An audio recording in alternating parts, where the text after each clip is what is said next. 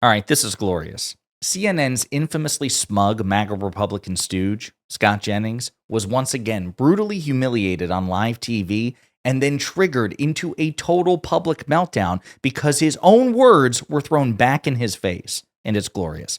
But before we unpack all that, if you end up liking this video and you want to support the channel, please be sure to hit the like, subscribe, and alert bells before you go. All right, friends, we're going to watch this clip and deal with the aftermath. It's great. So they're already having some success. My advice on this, as a punditry matter, would be, well, let's see where we are at the end of 30 days. How much progress have they made? And then Congressman can make an assessment at that point about whether this is working, and maybe it would help to extend it a little bit. I guess I'm old enough, Scott, to remember when you were appalled, as the rest of us were, on January 6th, when he wouldn't. Because January 6th happened, should we not enforce the law today? Excuse me. Do you want murders today? Let me finish, Scott. I know January 6th equals no enforcement of mercy. This is a silly argument. Let me finish before you make a point about a silly argument. argument. It'll be silly, but go ahead. No, what's silly is you sitting down with Mitch McConnell over Chick-fil-A and lamenting how Donald Trump was putting all of you, including Mitch McConnell, in harm's way. But I guess now you're so... I wasn't in harm's way. I was in Louisville. No, your then boss, your friend Mitch McConnell certainly was. But, you know, now... January 6th was a bad day. Can I finish? Murders are also bad. Can I finish? I want murders solved. Can I Can you just let her finish? Scott's going to... Well, if she wants to come out here and take pot shots at me, I'm not going to allow it. It's a stupid argument. I'm not going to allow it. Scott, just let her finish. I don't even know that we've even heard the argument yet. No, we heard it. We heard everything. You were denying. So go ahead, Scott, I know you're thirsty for that Senate seat, but let me finish. What I'm going to say... Again, you allow this every night. Scott, just give me 1 second here. Let's just let her finish, please. Okay. Just one Listen, I know you've got the picky thing going on, but here's what I'm going to say. What are you thirsty for? Some kind of relevance out here? No, actually, Scott. I don't know what you do for a living. Really? I elect a lot of Democrats. Scott, but let me finish my thought here, please. Can I just finish what I was about to say, which is that on January 6th, he could have deployed the National Guard. He chose not to. Now, today, because somebody named Big Balls got beat up, allegedly, he wants to deploy the National Guard to a place that has had a 30-year low in violence. And we all know that he is doing this because it's a power grab. He could have done this when this district was actually in danger on January 6th, but he didn't. And I think that's what's so offensive. He talks about backing the blue. He talks about law enforcement. He didn't give a damn, Scott. And you agreed back on January 6th. He didn't give a damn about those police officers and about the safety of people in Washington, D.C. Today, because he wants a power grab, he's doing this despite the fact that every statistic shows that Washington, D.C. has not been safer in the last 30 years. So Jennings is pissed. He's triggered. And of course he will, because he will always lose the debate. Always, when it comes to defending Trump on propositions of law and order. Scott, we have your own words against you. We have the receipts, which means we will beat you with you. We will use you against you, and we will always win, and you will always lose.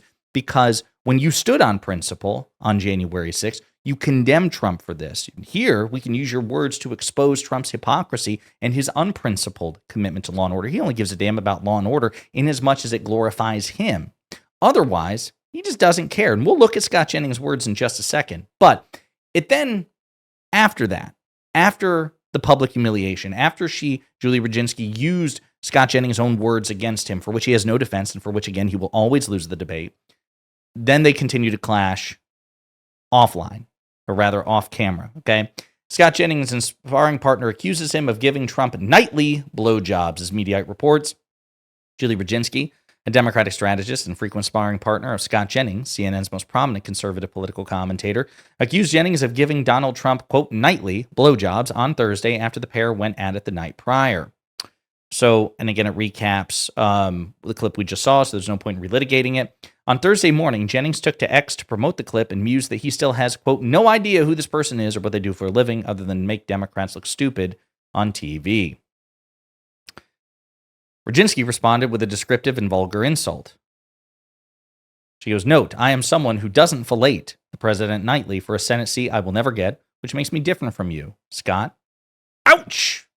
So, this idea that Julie Rodzinski looks stupid as opposed to Scott Jennings is, of course, alternative reality stuff. This is fan fiction, right? We all saw what happened, which is she was making a point, which is that if you support Trump deploying the National Guard in Washington, D.C. now, when crime is substantially reduced in D.C., it declined under Biden, continued to decline under Trump, but you think crime in D.C. is such that it merits the extraordinary an unprompted deployment of the National Guard, then you have to square that with Trump not deploying the National Guard on January 6th, when it was an extraordinary act of violence, when Trump supporters were violently storming the U.S. Capitol, beating the shit out of cops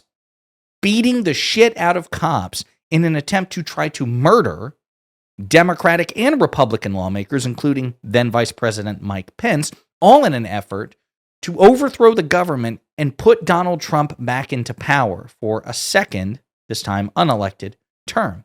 It is perfectly fair. It is reasonable for anybody saying, square these two things, Scott, because if it's merited now, then it was infinitely more merited on January 6th, and Trump failed, which means we have every right to use that against you, which means we will always win the debate. What you should say, Scott, is you're right. Donald Trump screwed up. I said it at the time. I said it now. It was a dereliction of duty. He was clearly not principally devoted to law and order. Anyone who pretends otherwise is insane. Donald Trump is obviously inconsistent. I make no excuses for it. He screwed up spectacularly and all the things, but he's president now and we have to deal with it. And so I support him doing it here, even though I agree there was infinitely greater reason to do it on January 6th, and I condemned him then and I condemn it now. He could have done that. That would have been a reasonable response to square the circle. Instead, he reacted by freaking out, by throwing a tantrum, by bitching and moaning, and taking it to insults. And Julie Rodzinski, credit to her, did not back down whatsoever, both on camera and off. And we also did a video about this the other day. It's not just Julie Rodzinski. Tara Setmeyer called Scott Jennings out for this as well, on the same topic. I'll also point out, before we get into Scott Jennings' own words, because it really is good to humiliate him with his own words, because again, it's the ultimate trump card. You will always win the debate with Scott, because you can use Scott's own words against him. It's glorious. It's so fun. And to watch him get triggered is intensely satisfying. But even if we grant the premise that Washington, D.C.'s crime rate, no matter how reduced, is sufficient to merit this sort of response from the federal government, why isn't Trump going after cities in other states, some of which are under Republican leadership, and many of those states being red states led by Republicans? Why isn't Trump adopting a similar approach in Shreveport, Louisiana, or in St. Louis, Missouri, or in wherever? Why is it Louisville, Kentucky, where I used to live, where Scott Jennings is from or still lives? He's from Kentucky. Why not there? Because it's not actually about law and order. There are cities out there that have a higher crime rate and are more violent and more dangerous than Washington, D.C., and Trump is not deploying the National Guard, even though he's demonstrated, as he demonstrated in California and Los Angeles earlier this year, that he is willing to deploy the National Guard in blue states, in blue cities, over the objections of local leadership. So it's not like, so when some people, liars, will say, well, that's because Donald Trump, he has more unique control over the D.C. National Guard, which is true, and he doesn't want to step on the toes of governors in other states and just usurp control of the National Guard, except that's what he did in California. So why isn't he deploying the National Guard in Missouri or in Kentucky? It's because it's not about law and order. It's a power grab. So again, Scott loses the debate every time on this issue, and it's just so good. I posted this on Twitter, and so did Mehdi Hassan post something similar. Good on Julie Rodzinski and Tara Setmeyer for humiliating Scott Jennings on air with his own words, which you can read for yourself below. He correctly called January 6th an insurrection caused by Donald Trump, and carried out domestic terrorism. And again, highlights, this is literally an insurrection, says Scott Jennings. Donald Trump caused this insurrection with his lies and conspiracy theories about the election process being rigged against him. These are domestic terrorists, and they ought to be treated like any other terrorist uprising with the full force and fury of the U.S. government, except they weren't.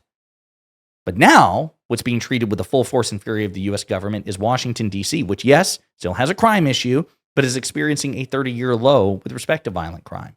It's bullshit. It's inconsistent. It's unprincipled. It's hypocrisy, and we have every right to mock you for it on live TV. Mehdi Hassan, friend of the show, says, not sure why every liberal pundit on CNN, confronted by Jennings, just doesn't read every night, his own words from January 6th back to him. Jennings calls it an insurrection by domestic terrorists caused by Donald Trump. Remind him every single night. I totally agree. I love it. Jennings is not just the smuggest MAGA Republican goon on CNN, but he is the most smug MAGA Republican goon. I think he's smugger than anybody on Fox News, quite frankly. Jesse Waters would probably be his only competition. And so to watch him get repeatedly humiliated and mocked is just glorious. In the meantime, let me know what you think in the comments.